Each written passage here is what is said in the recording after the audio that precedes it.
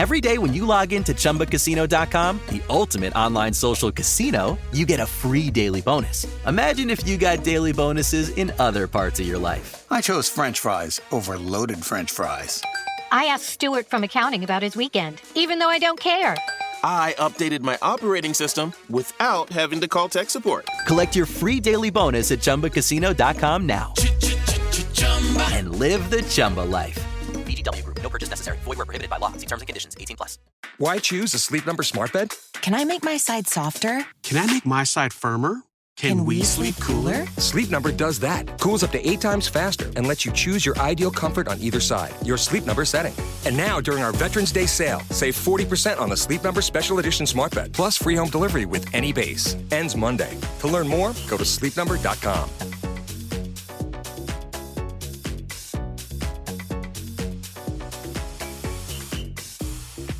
The following episode will contain the names of people and places set in the fictional world of the Hyborian Age.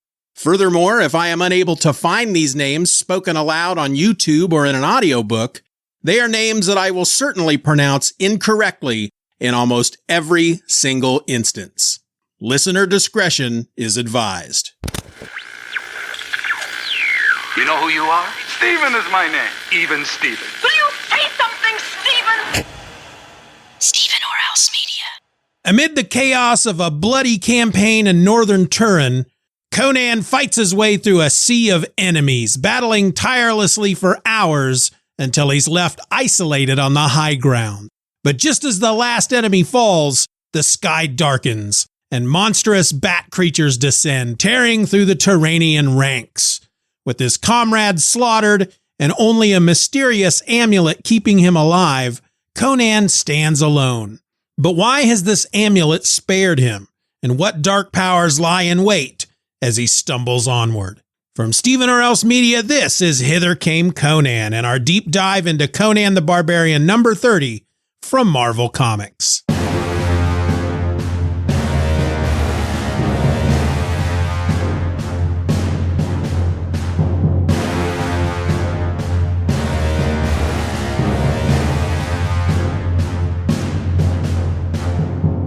Hello and welcome to Hither Came Conan, the podcast that just doesn't have the strength to do another cold opening like it did in the last episode. I mean, it was great, let's be honest, but it took 6 hours to put together those 5 minutes of audio. So the podcast is kind of thinking that, well, maybe it doesn't have to do that all the time. Maybe just every once in a while. You understand, right?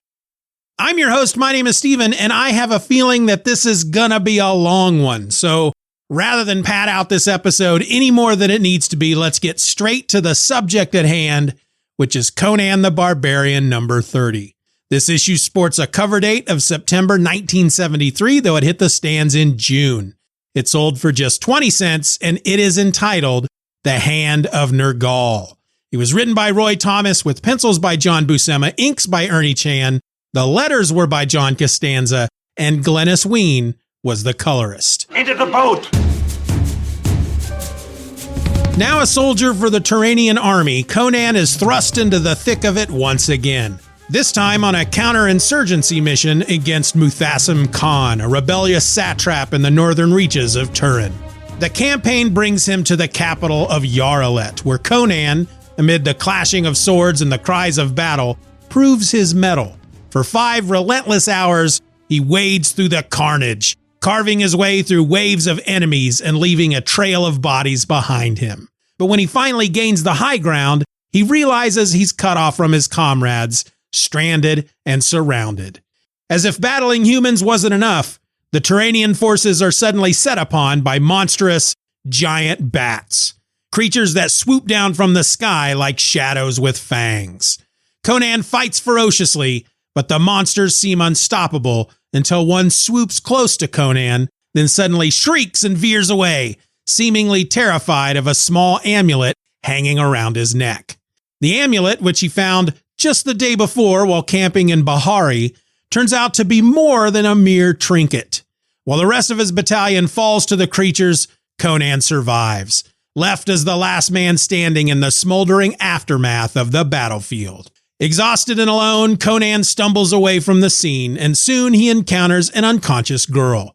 When she wakes, she introduces herself as Hildiko and claims she's been sent to find him by her master, Atalis the Farseeing. Though Conan's naturally wary of strangers, especially those who seek him out, he's intrigued, and with no other pressing engagements, he decides to follow her to the home of this mysterious Atalis. Upon arrival, Conan finds Atalis deep in conversation with Prince Than. Atalis, a philosopher and a seer, explains that the city is under a dark influence. Munthassem Khan, once a magnanimous ruler, has fallen under the spell of a sinister artifact known as the Hand of Nergal. This malevolent relic has twisted the Khan's soul, spreading a curse of pain and blindness throughout the city, especially affecting the learned men like Atalis and Than. However, Atalis has seen a glimmer of hope in his crystal ball. Only the Heart of Tammuz, the amulet that Conan happened to stumble upon, can counteract the evil of the Hand of Nergal. With this revelation, the three of them set out on a desperate mission to confront Khan. They navigate the sewers of Yarlit, eventually breaking into the Khan's throne room, where the emaciated ruler clutches the Hand of Nergal, radiating darkness. He unleashes waves of torment upon Atalis and Than, reducing them to writhing agony before focusing his malice on Conan. Even Conan, as strong as he is, finds himself paralyzed by the unbearable pain. In a twist of fate, Hildiko, who has been hiding nearby, leaps into action. She snatches the Heart of Tammuz from around Conan's neck and hurls it at the Khan. The amulet strikes him, knocking the Hand of Nergal from his grasp. In an instant, Conan and his companions feel the curse lift as they regain their strength. The two relics, now freed, release spectral beings of light and darkness that clash in an epic, otherworldly struggle. In the end, the entity from the Heart of Tammuz prevails, extinguishing the shadow of the Hand of Nergal and restoring peace to the land. With the Khan defeated and order restored, Atalis is appointed as the new satrap of Yarlit. Conan, ever the restless wanderer, spends a week recuperating before his thirst for adventure returns. Ready to face the next challenge, he heads back toward Turan with Hildiko at his side, eager for the next campaign and whatever else fate has in store. All right, so this issue is based on, it's based on the Hand of Nergal, a tale that was written by Lynn Carter, and he had used an unfinished manuscript from Robert E. Howard to create this tale. And actually, it's much less a manuscript and what folks refer to as a story fragment, because Howard's original story fragment consists of just 2 parts and totals just 853 words. In the first part of the story fragment, Conan is alone on a bloody battlefield littered with the dead. He's limping, he's pretty beat up, and he's annoyed that all the valuables from the fallen corpses have already been looted by others. Just when he's about to give up, he hears a faint cry and finds a badly injured girl lying nearby. At first, he considers ending her suffering, but then he hesitates and decides to help her instead, picking her up and heading toward the river. The second part takes place in the city of Yarlit. Everyone locks up tight after dark, too terrified to roam the empty streets. People speak in whispers about eerie shadows and mysterious disappearances, strange shapes, broken doors, and silent houses. They even claim to hear ghostly chariot wheels rumbling by through the streets before dawn, though no one dares to look. Once, a child peeked out and was driven mad by whatever he saw.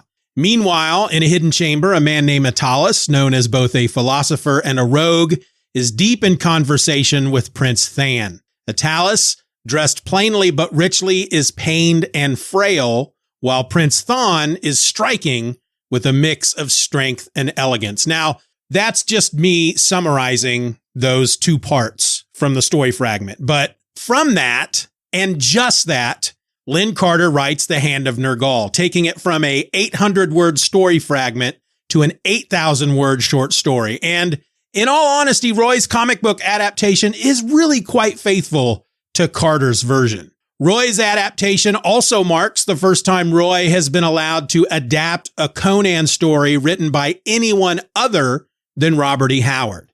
Now, many episodes back, we talked about how Conan came to Marvel Comics, but with this episode, I want to try to expand on that history just a bit. So, Conan made his Marvel Comics debut with issue number 1 of Conan the Barbarian back in July of 1970. We all know that, right? Prior to that, readers had been writing into the Marvel offices expressing a desire for Marvel to start publishing comics using other properties like Tarzan, Doc Savage, John Carter of Mars, and even Lord of the Rings. Roy Thomas, reading all of these requests, felt that it might be a good idea for Marvel to tackle a licensed character. So, first, of course, he has to get permission from his boss, then Marvel publisher Martin Goodman, which, of course, he does get. And once that permission has been granted, and since Conan was the one guy most of the readers were writing in about, Roy eventually got with the fella who was in charge of the Robert E. Howard literary estate, Glenn Lord. We talked about him, I think, just in the last episode. But he got with Glenn and the two of them struck up a deal. However, and here's the stuff that I did not include back then when I talked about this in that episode way there in the beginning, but only because I didn't quite know back then. But the original deal that Roy Thomas and Glenn Lord struck up only allowed Marvel to write and publish their own original Conan stories. They were not able to adapt any established tales by Robert E. Howard or any of those that came after that were written by other authors. See, I feel like I have to back up just a bit. In the 50s, Gnome Press began publishing all of Robert E. Howard's original Conan stories in a series of hardbacks. And eventually, in 1955, they published a volume with 4 non-Conan Robert E. Howard short stories that were rewritten as Conan stories by a guy named L. Sprague de Camp. De Camp was then put in charge of compiling all of these Howard and non-Howard Conan stories in a series of paperbacks by Lancer Books, starting in the late 60s, 1967, I believe. Basically, de Camp arranged the stories in what he deemed were the correct chronological timeline of Conan's adventures. However, considering that he's got the Tower of the Elephant in there way before the events of the Frost Giant's daughter, has me in complete disagreement with his timeline. Anyway, throughout these series of Lancer paperbacks, packed in there among the original Robert E. Howard Conan tales were new Conan stories. Tales that were taken from unfinished Robert E. Howard manuscripts and then finished, along with fully original stories written by de Camp and Lynn Carter. So basically what I'm getting at here is that by the time Roy is able to strike his deal with Glenn Lord, at first, he was not allowed to adapt any of those official Conan tales, either those written by Robert E. Howard or those written by de Camp and Lynn Carter. However, Roy continued to talk to Glenn Lord, and the two continued to reshape their deal. And by issue 3 of Conan the Barbarian, Roy was given permission to take other stories and poems written by Robert E. Howard, stories that were not about Conan, and adapt them as Conan tales for the comic. Issue number 3, if you remember, is Twilight of the Grim Gray God, which was adapted from the Robert E. Howard short story, The Twilight of the Gray Gods, which was a fictionalized version of a battle back in the year 1014, and it starred Con the Thrall and Turlo O'Brien. Roy just took this story and made it into a Conan story for issue number 3. Then, by the very next issue, issue number 4, Roy was given permission to start adapting the official Robert E. Howard written stories, but only the Robert E. Howard Conan stories. And so Roy started with the Tower of the Elephant simply because it fit the timeline that Roy had established for Conan. That timeline, by the way, has the Frost Giant's daughter happening before the Tower of the Elephant, despite when the stories were published. Roy's timeline has the Frost Giant's daughter happening before the Tower of the Elephant, just like it should be. But here's the thing. Roy wanted to be able to adapt the Conan stories that de Camp and Carter wrote as well. According to his book, Barbarian Life, a literary biography of Conan the Barbarian, Volume 1, Roy did not like the idea that there might be tales of Conan out there in the world, official Conan stories that wouldn't be part of his universe that he was creating over at Marvel. In the book, Roy says, I didn't much care for the idea that sooner or later I would have to cover a particular period or incident in Conan's ongoing life, which would occur at the same time as a DeCamp Carter story, and I would have to make up a new story because Marvel didn't have the rights to adapt theirs. I've occasionally been accused of laziness with this approach, although since I was now editor-in-chief of Marvel, I could hardly be faulted for trying to buy myself a bit of extra time for my editorial duties. But the truth is that I just didn't think that anybody, either Marvel or the Robert E. Howard estate, benefited from having two conflicting versions of related events in print at the same time. And so Roy kept pressing until they finally relented, and based on where Conan was in his timeline in the comics, the first story that he would be able to fit in there was the Hand of Nergal. So, yeah, that's how we get the Hand of Nergal. Now, before we dive deep into the comic book version, there are a few more facts and such that I would like to share with each and every one of you. First, just based on the chapter of Roy's book in which he talks about this issue, it's quite clear that he's not a big fan of DeCamp. And while he doesn't go into any specifics, he does promise to elaborate more in the next chapter, stating, you know, when he's talking about the new deal they put in place between Marvel, Lynn Carter, and L. Sprague DeCamp, Lynn quickly agreed to terms. He liked the idea of seeing his stories adapted in comics. DeCamp agreed too, or at least he seemed to. But that's a story that will be told in the next chapter. So yeah, I guess we're going to be getting into all that in the next episode. I'm looking forward to it. How about you? The second thing I wanted to point out is that, as I said earlier, Roy's adaptation of the Hand of Nergal is quite faithful to the original. However, having said that, there are one or two bits that he left out, but they don't necessarily have to be there. And based on the page count Roy had to aim for, I can forgive the omissions. What were they? Well, I'll tell you what, let's do our deep dive and I'll point them out when we get to those bits of the story. But first, one last thing I want to point out is that the Hand of Nergal was also adapted by Dark Horse in issues 47 through 50 of the main Conan title by Tim Truman and Thomas Giarello. Those 4 issues were released from December of 2007 to May of 2008. And, well, they didn't actually adapt Lynn Carter's version at all. Instead, Truman did what Carter did, which was to take that story fragment written by Robert E. Howard and then craft a whole new tale around it. And because it's so wildly different, I'm going to wait until, I don't know, some point in the deep dive to really start talking about it, though I'm probably not going to talk about it all that much. But with that all said, folks, buckle in, because we're about to dive.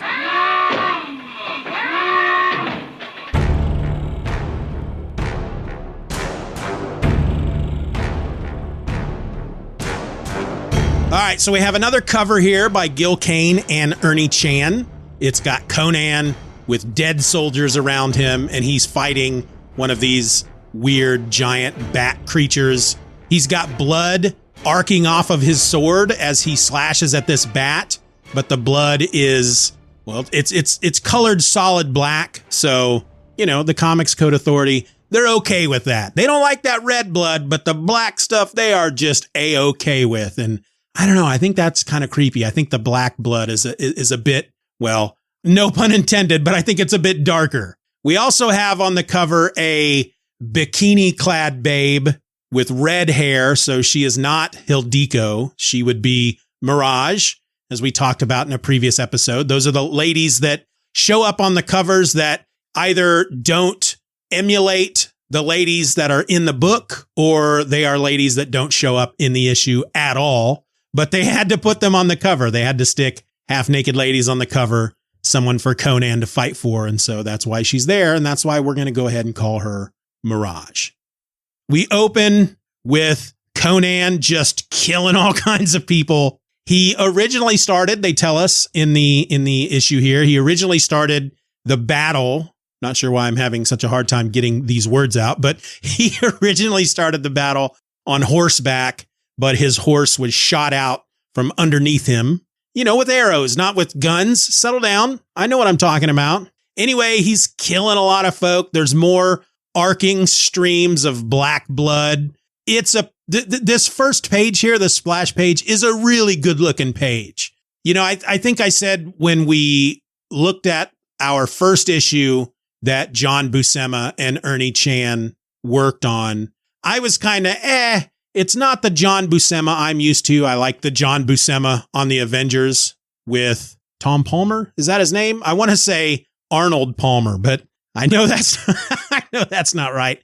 Anyway, this is a great looking splash page. There's just a lot going on. I mean, not a lot. I mean that there's a bunch of dead dudes. There's a lot. John Buscema drew a bunch of stuff is what I'm trying to say in my brain dead way of not adequately being able to describe stuff, I guess, is what I'm trying to say here. It's a great splash page. Anyway, we continue with Conan killing a bunch of folk. He ends up being alone up in these hills. Basically, he's gotten separated from the main army. He is, as the synopsis said, he is a member now of the Turanian army. If you remember from the last episode, he was kind of bamboozled into joining the Turanian army. And this is, well, we don't know if it's his first battle with them, but it's a battle, and it's in the north. This ruler in northern Turan, Munthassem Khan, he's getting a little rebellious. And so King Yildiz sends his army with Conan up there to tell the guy to knock it off, basically. And like I said, Conan's horse gets shot out from underneath him. He gets separated from the main body of the army. He's up in the hills. He's got the high ground. He's fighting at least 20 people, maybe 30. And he kills every single one of them. And he's up there, blood dripping off him, blood dripping off his sword. He's got their blood on him. He's got his blood on him. He's cut up. He's banged up. And he has a moment to just kind of rest. He leans on his sword as he looks out on the field of battle, watching as it all erupts down beneath him. And then his attention is drawn to this amulet that's hanging around his neck. It's something that he found just the previous day when they had encamped at Bahari. And it's the first place where Roy kind of strays from Lynn Carter's version of this story. And it's really kind of a little thing. Hither Came Conan will return after these messages.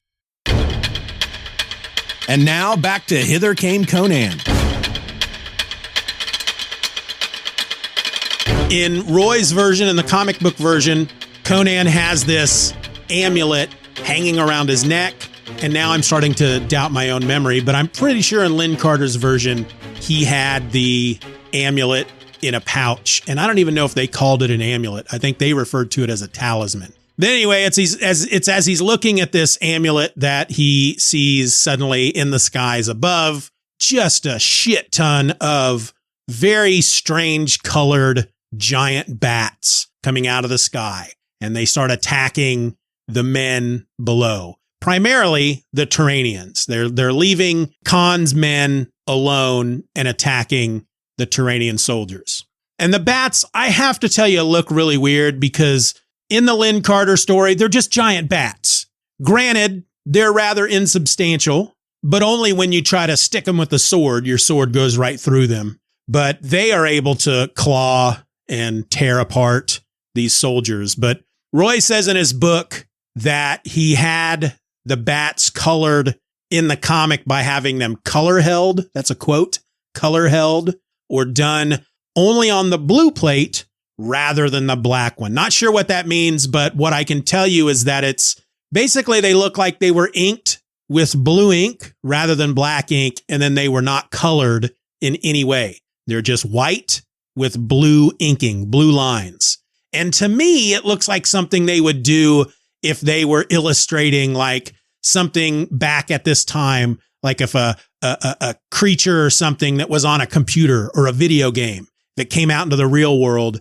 I feel like this is how they would have done it. You know, like they were trying to portray a digital electronic creation. And I get it. Roy was trying for something that was different. He wanted to make these bats stand out as otherworldly, supernatural creatures. And I got to give him a little something for trying something a bit different. But to me, it just didn't work. It doesn't look great. So the bats come down, they start killing all these Turanian soldiers, and eventually they get a hold of the general of the Turanian forces, Bakra of Akif, and one of these bats kills him. And at that point, that's when the rest of the soldiers are like, fuck this.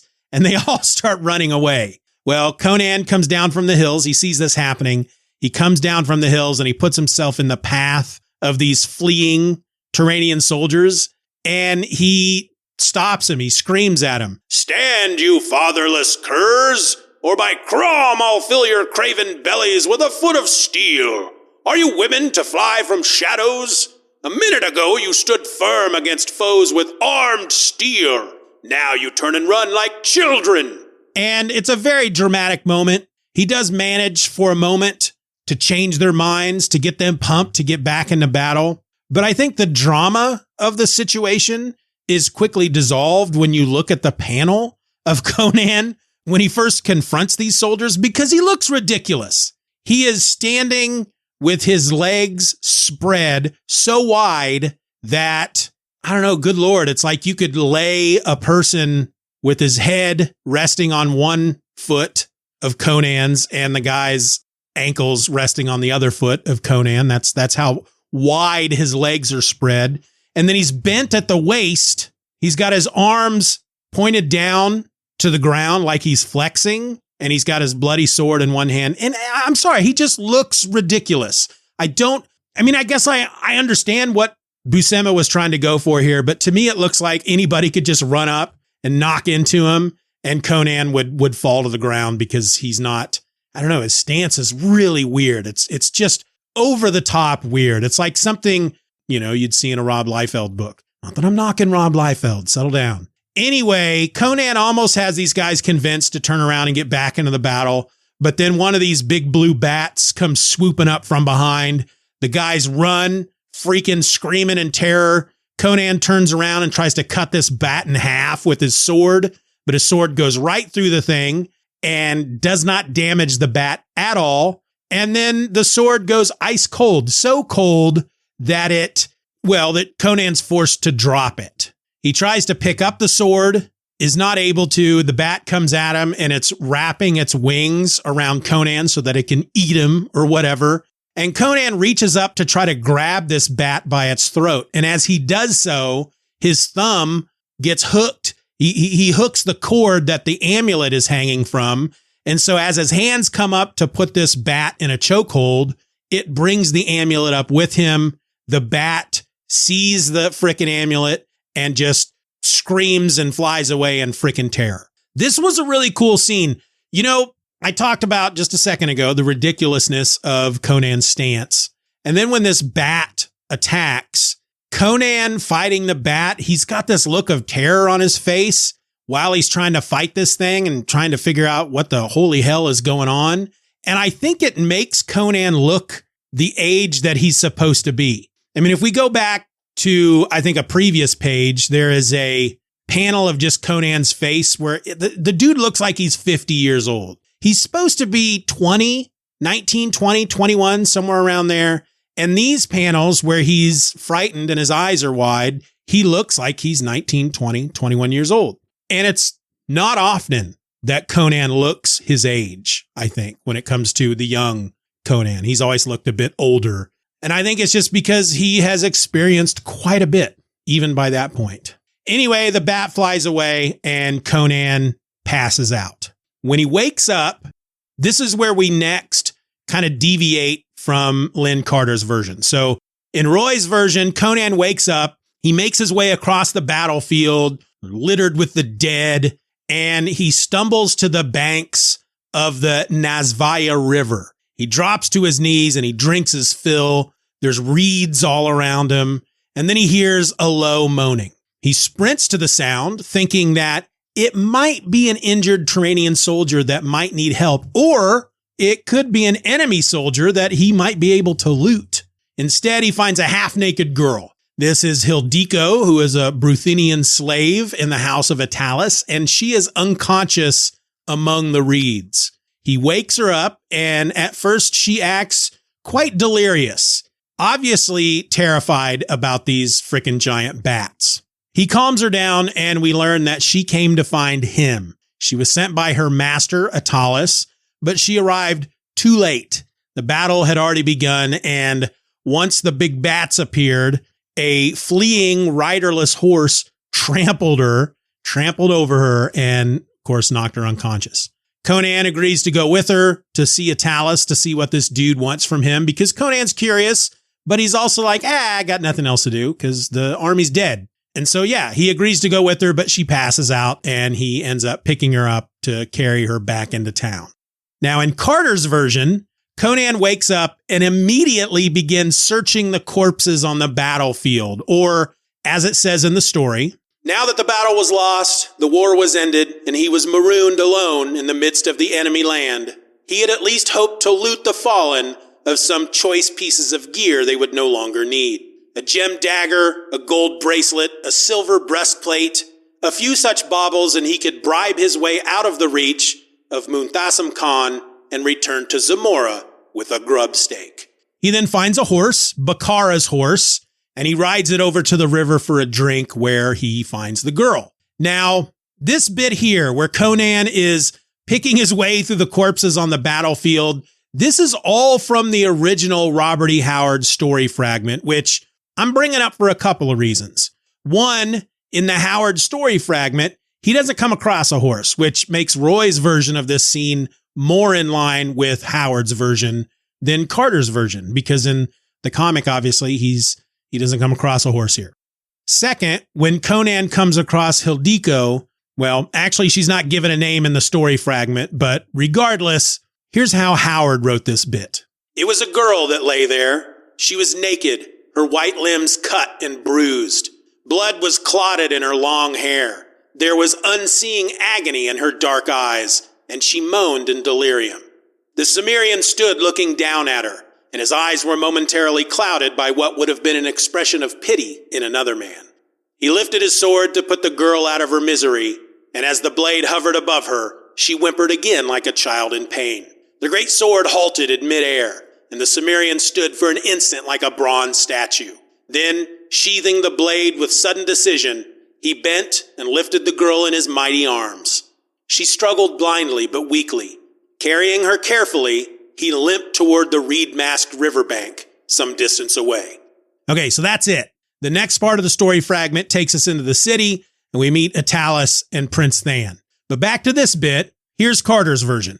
It was a girl. She lay there half naked, her white limbs cut and bruised. Blood was clotting in the foaming curls of her long black hair, like a chain of rubies. There was unseeing agony in her lustrous dark eyes, and she moaned in delirium. The Cimmerian stood looking down at her, noting almost absently at the lithe beauty of her limbs and the round, lush young breasts. He was puzzled. What was a girl like this, a mere child, doing on a battlefield? She had not the sullen, flamboyant, sullied look of a camp troll about her. Her slim and graceful body denoted breeding, even nobility. Baffled, he shook his head, black mane swinging against brawny shoulders. At his feet, the girl stirred. The heart of Tammuz! Oh, master, she cried softly, her dark hair turning restlessly from side to side, babbling as one in a fever. Conan shrugged, and his eyes clouded momentarily by what, in another man, would have been an expression of pity. Wounded to the death, he thought grimly, and he lifted his sword to put the wench out of her misery. As the blade hovered near her white breast, she whimpered again like a child in pain. The great sword halted in midair, and the Cimmerian stood for an instant, motionless as a bronze statue.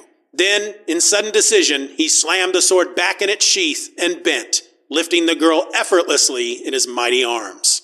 She struggled blindly, weakly, moaning in half-conscious protest. Carrying her with graceful tenderness, he limped toward the reed-masked riverbank and lay her down gently on the dry, cushioning reeds.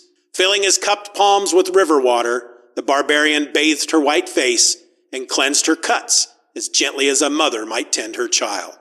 There's a lot in both of these versions that I really like.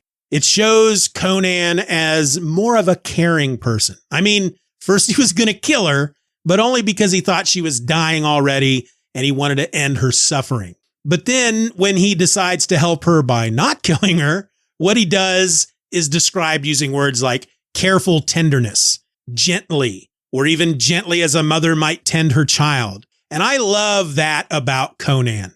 Though the same words weren't used in Howard's version, it is clear that Howard's Conan also has a bit of a tender heart. But the main difference that I wanted to point out is the bit that Carter added when Conan finds the girl. The Cimmerian stood looking down at her, noting almost absently the lithe beauty of her limbs and the round, lush young breasts. I mean, come on, dude. You felt the need to point out that Conan, couldn't help but file away the image of this young girl's boobs for his spank bank or something?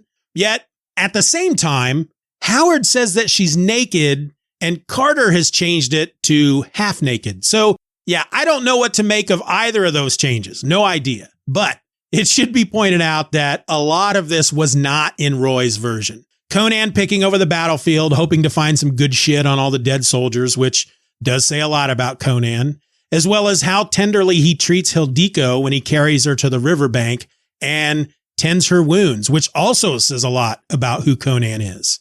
But yeah, I get it. I know why Roy didn't add this stuff. He couldn't fit it all in, so stuff had to go. From there, we move to the scene where we meet Atalis and Prince Than. They're hanging out together in, I guess it's Atalis's crib. Than is worried over Conan. Is Conan going to come? Atalis tells him, yeah, it's going to happen. Don't worry. Don't worry about it, bruh. We see that Atalis is sitting kind of awkwardly. He's got one arm that's kind of bent at a weird angle. And then suddenly he just starts frickin' writhing about in pain. Than jumps up to try to help him, but then the pain passes just as quickly as it started. But at that point, suddenly Than starts freaking out as well because he has been going through these bouts of blindness. Hither Came Conan will return after these messages. And now back to Hither Came Conan. Now we learn that this is something that has happened to him because of Khan. Both of them, Khan has cursed them both.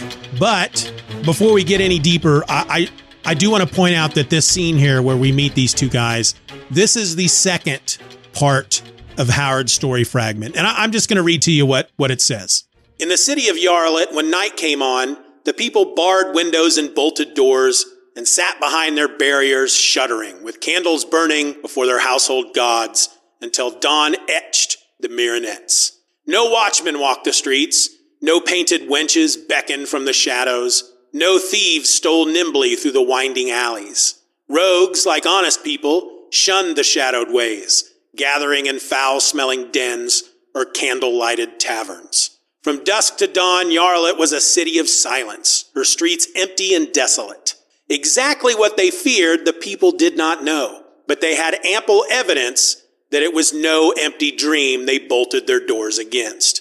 Men whispered of slinking shadows glimpsed from barred windows, of hurrying shapes alien to humanity and sanity. They told of doorways splintering in the night, and the cries and shrieks of humans followed by significant silence. And they told of the rising sun etching broken doors that swung in empty houses, whose occupants were seen no more. Even stranger, they told of the swift rumble of phantom chariot wheels along the empty streets in the darkness before dawn, when those who heard dared not look forth. One child looked forth once, but he was instantly stricken mad and died screaming and frothing without telling what he saw when he peered from his darkened window. On a certain night then, when the people of Yarlet shivered in their bolted houses, a strange conclave was taking place in the small, velvet-hung, taper-lighted chamber of Atalis, whom some called a philosopher and others a rogue. Atalis was a slender man of medium height, with a splendid head and the features of a shrewd merchant. He was clad in a plain robe of rich fabric, and his head was shaven to denote devotion to study and the arts. As he talked, he unconsciously gestured with his left hand. His right arm lay across his lap at an unnatural angle. From time to time, a spasm of pain contorted his features, at which time his right foot, hidden under the long robe, would twist back excruciatingly upon his ankle. He was talking with one whom the city of Yarlet knew and praised as Prince Than.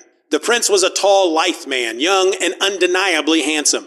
The firm outline of his limbs and the steely quality of his gray eyes belied the slight effeminate suggestion of his curled black locks and feathered velvet cap.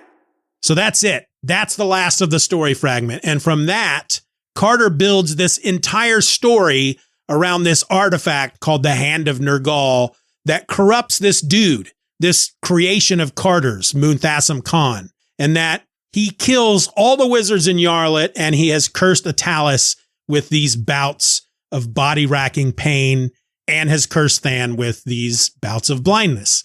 I mean, the story fragment is untitled. So the Hand of Nergal, the Heart of Tammuz, all of that comes from Carter. And what I find even more interesting is that in the Dark Horse version, which says it's based on the story fragment by Robert E. Howard, it still uses the title, The Hand of Nergal, which isn't anywhere in the original story fragment. However, it turns out that when The Last Celt, a biobibliography of Robert Irving Howard, was published in 1976, it did use the title of The Hand of Nergal for the story fragment. So I'm going to assume that that is why it was used as well in the Dark Horse version. As far as the Dark Horse version, and yeah, we'll get back to the deep dive of the Marvel issue here in a bit, but I guess I should explain that I'm not going to get too deep on the Dark Horse version simply because it really is its own thing. The Marvel Comics version is an adaptation of the Lynn Carter adaptation, and since the Dark Horse version isn't an adaptation of the Lynn Carter version, then yeah, I'm not going to spend much more time on it. However, here's a very short synopsis I cobbled together from various places online. Conan is en route to his homeland of Cimmeria when he crosses paths with a troubled kingdom ensnared by dark forces. Seeking supplies and coin, he joins an army assigned to protect Princess Arishka of Koth as she journeyed to Yarlet to wed the new king, Prince Than. Unknown to Arishka, Than has allied himself with the sinister sorcerer named Atalis, whose loyalty lies with Nergal, an ancient god of darkness. In his desperation for power, Than has allowed Atalis to conduct dark rituals, summoning undead warriors and twisted demon flesh soldiers to terrorize the city. Conan finds himself in the thick of battle as an army of the undead ambushes the princess's convoy. The young prophetess, Elashi, who can glimpse future events, warns Conan of the lurking horrors, leading him into a brutal confrontation against monstrous adversaries raised by Nergal's dark magic. His quick reflexes and unmatched strength make Conan a formidable obstacle to Atalis' plan, as he cuts down demonic warriors in an effort to protect the princess and the innocent people swept up in this supernatural conflict. As the necromancer's influence spreads, it turns the city streets into a blood-soaked battleground, with Conan facing off against not only a seemingly endless horde of the undead, but also his old foe, Nestor, resurrected under Nergal's dark power. So yeah, way different. Plus, this was part of the main Conan series for Dark Horse, so it was also supposed to fit into the timeline and the narrative that came before it in the other 46 issues.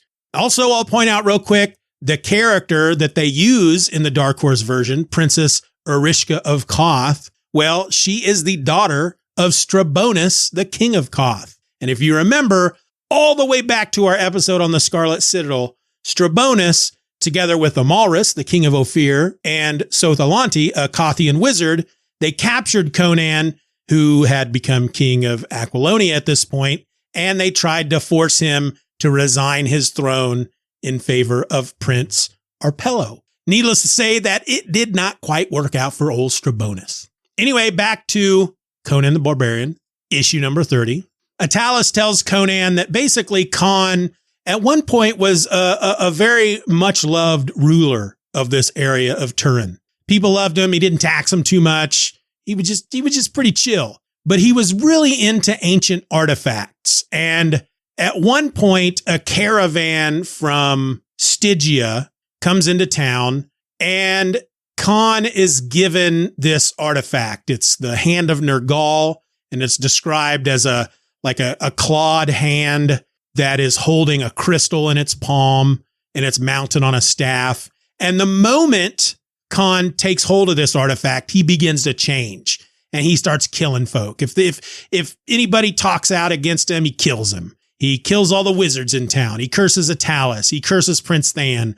And they're just weird things creeping about the city at night, and it keeps people indoors and all this junk. And so he tells Conan that this amulet that Conan has around his neck is called the Heart of Tammuz, and it is like the counter talisman to the Hand of Nergal.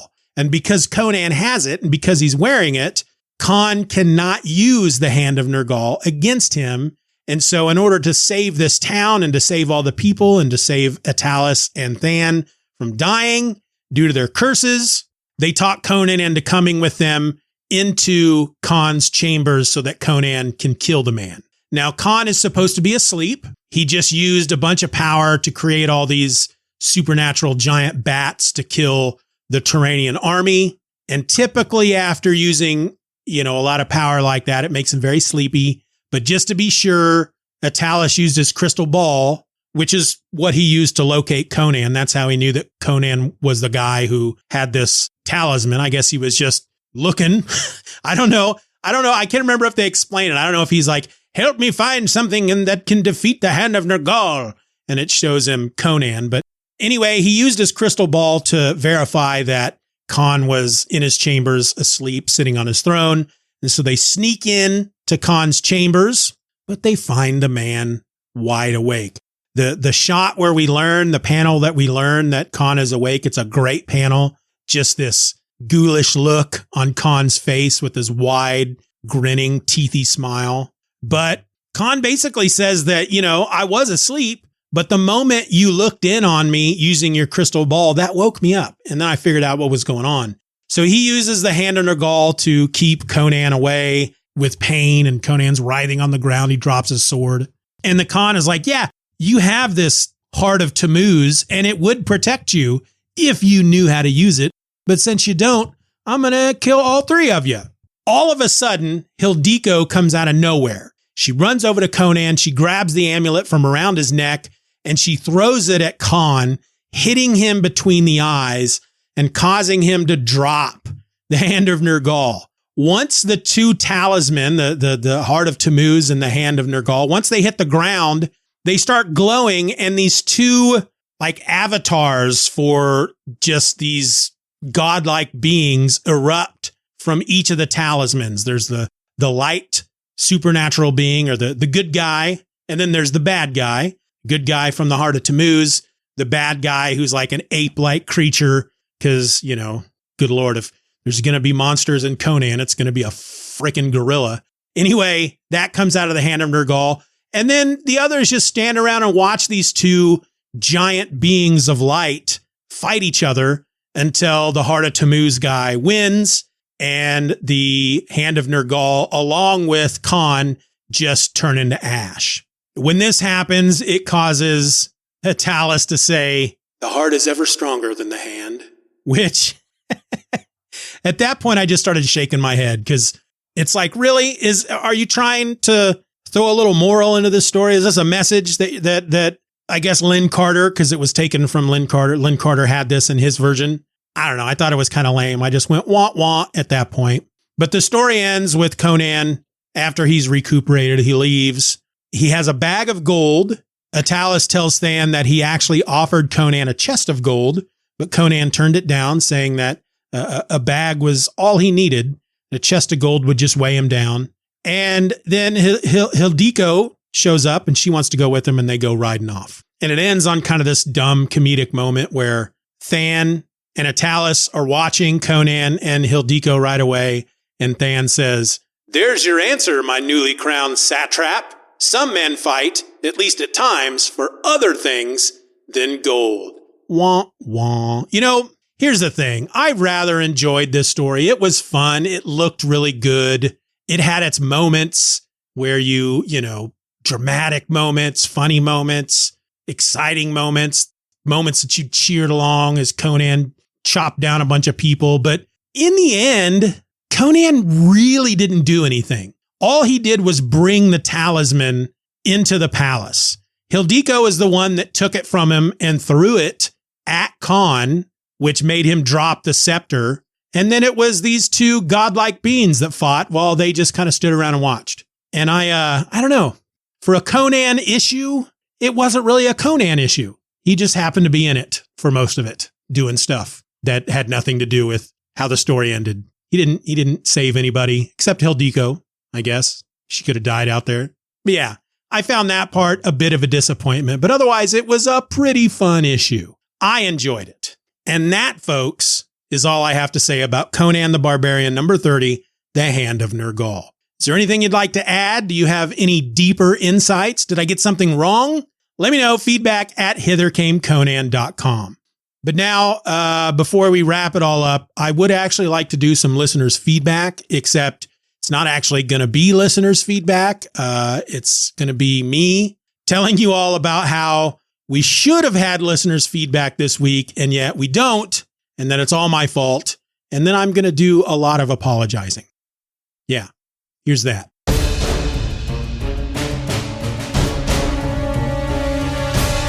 All right, so here's the thing. A number of months back, somebody left a nice bit of feedback over on the YouTube channel, and rather than responding to it over there, I told them that I would respond to it on the next episode. Well, 2 episodes go by, and I completely forgot to add it to each of those episodes. I finally remembered to include it here with this episode, but when I went to YouTube to get the feedback, to copy and paste it into the show notes, the feedback was gone, and I could not figure out why. And I had one of those moments where I thought, well, maybe it was an email that was sent to me, and I looked through the emails and there was nothing there. And maybe it was over on Twitter or Blue Sky or Threads or Instagram. I was freaking out. And then eventually the full horror of what I'd done just kind of creeped into my head. See, at some point after that feedback was posted there on YouTube, I switched up the channel so that new episodes would be uploaded from the show's RSS feed. And when I did that, I had it pull over all the existing episodes from the RSS feed as well. And that meant that all the episodes that I had uploaded to YouTube previously and individually, those were deleted, along with any comments left on those episodes. I was trying to make the process easier on me. Normally what I would do is I would record an episode. I'd, spend the time to edit it and get it ready for release. Then I would have to go over and make a video to put the episode up on YouTube. And by video, I mean it's a static image. There's a little animation at the beginning. There's a little animation at the end. But with processing time and all that junk, it added an extra hour or 2 even to my process. And once I found that you could just link the RSS feed from the main podcast feed to YouTube and it would just take the episodes from there, that was going to make things just a heck of a lot easier on me. And so that's what I did. And I didn't realize that by doing that all of those comments would be deleted. And so really all I can do at this point is apologize to the person who left those comments. And sad to say, I don't really remember who it was. So yeah, I'm sorry. I am so sorry. And you know what? Here's some guys from Monty Python. They're going to apologize for me as well. Oh, sir, I do apologize. Oh, no, I do apologize. I know. I'm sorry. Bitterly sorry. I want to apologize humbly, deeply, and sincerely.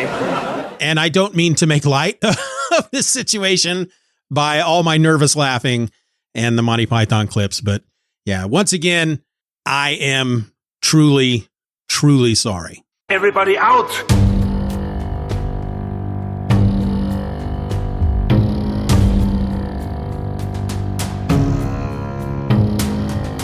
Next time on Hither Came Conan, our favorite Cimmerian joins a deadly expedition, only to find himself trapped and outnumbered by ruthless hillmen.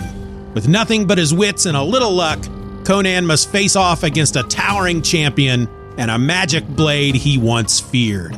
It's all that and more in Conan the Barbarian number 31, The Shadow in the Tomb, published by Marvel Comics in July of 1973. The synopsis used in this episode was taken from MarvelFandom.com and then altered, twisted, rewritten, and added to by me. My name is Steeven. The information used in this episode comes from Mike's Amazing World of Comics at mikesamazingworld.com, along with Wikipedia and the book Barbarian Life, a literary biography of Conan the Barbarian, Volume 1 by Roy Thomas, which you can get now at cimmerianpress.com.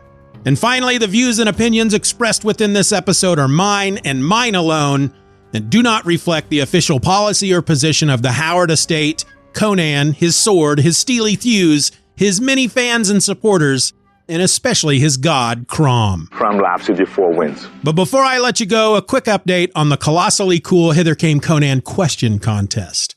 We keep having to push back the date of when my son and I, along with his friend Joe, can get together to watch Conan the Destroyer.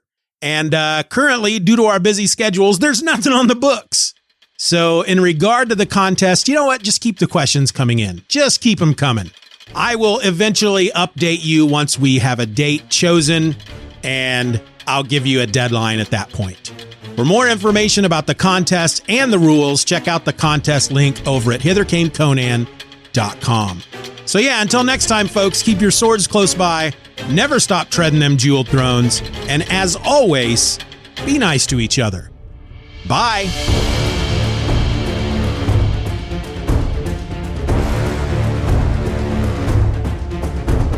I want to thank you for listening to this episode of Hither Came Conan. Questions and comments can be directed to feedback@hithercameconan.com. If you enjoyed the show, you can help to boost our presence online by leaving a rating or review on your favorite podcast app.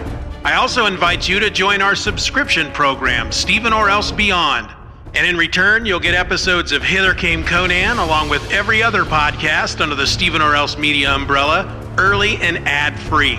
Check out the link in the show notes or just go to hithercameconan.com to join today. Hither Came Conan is a presentation of Steeven or Else Media. For more nerdy content hosted by me, check out steevenorelse.com.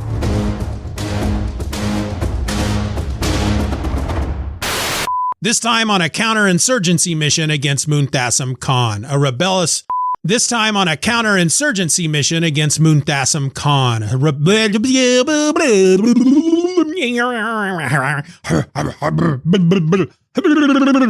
This time on a counterinsurgency mission against Munthassem Khan, a rebellious satrap in the northern reaches. Satrap full of crap, boom bap. The Turanian forces are suddenly set upon by Big, stupid, mouthful of words makes my tongue go. And since I don't remember if the first time I said Prince Than, if I said it Than or Thon, I'm going to do that one sentence again, just in case. Upon arrival, Conan finds Atalus deep in conversation with Prince Than. There, that was fun. And according to his book, Barbarian Life, a literary biography of Conan the Barbarian, Volume 1. Well, I turned this overhead fan off and now I'm sweating like a dog. I just don't think I can move through life knowing that a guy named Steeven did this to me. How could you let this happen, Steeven? Your podcast sucks. Enough talk. Great Crom. Hey, it is Ryan Seacrest. There's something so thrilling about playing Chumba Casino. Maybe it's the simple reminder that with a little luck, anything is possible. ChumbaCasino.com has hundreds of social casino-style games to choose from with new game releases each week. Play for free anytime, anywhere for your chance to redeem some serious prizes. Join me in the fun. Sign up now at ChumbaCasino.com. Sponsored by Chumba Casino. No purchase necessary. VGW Group. Void where prohibited by law. 18 plus. Terms and conditions apply.